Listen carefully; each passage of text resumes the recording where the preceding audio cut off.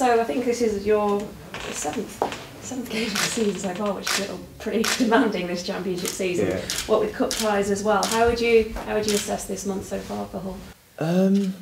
It's been a good start, I think, overall. I think some of the games we obviously haven't performed to our level, and we haven't shown exactly what we're capable of. But I think points-wise in the league, I think the first game was a good start. The second game was okay. It wasn't anything special.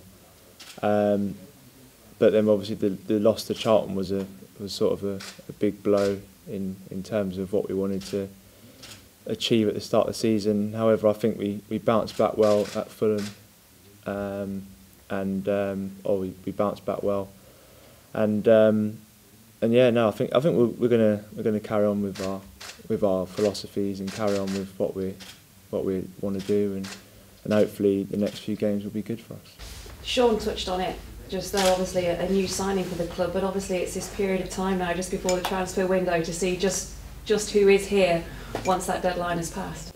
Yeah, I mean the players are all 110% committed to the club. I mean, in training everyone's been fantastic, and no one's really shied away from what everyone wants to achieve here. So I think that everyone's working hard towards what we want to achieve, and if players go, they go. If they stay, they stay. But I think everyone's focused on the job in hand, so I don't think that's going to be an issue. You just mentioned the game at Charlton last weekend. Manager was pretty damning about that performance, suggesting it was the worst game of first half of football that he's seen for quite some time. What can you put that down to?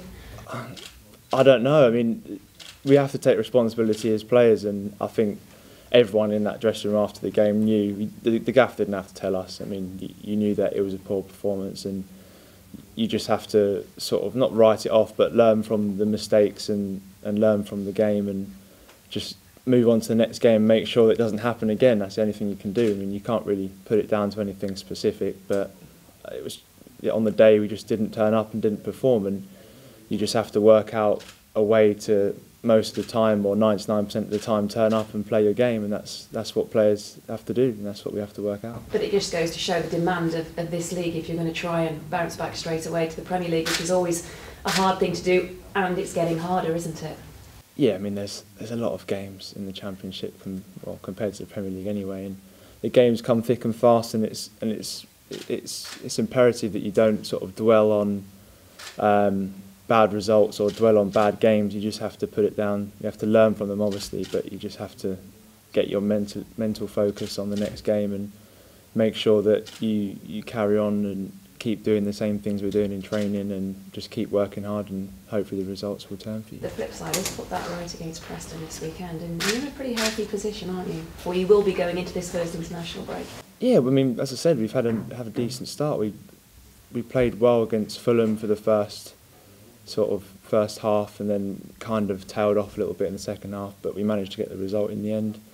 We've obviously gone through in the Capital One Cup 2 rounds. The first round was a bit sticky, but that's cup football for you. Everyone knows that. But we're through to the third round now and playing Swansea, so that's also good. But yeah, in the league we're in a decent position. It's not the best position that we could be in, but it's a decent position, and Preston game at the weekend will be a good game to kick on from. Just to say, what sort of challenge you're expecting from Preston, and what's going to be the key to getting the victory?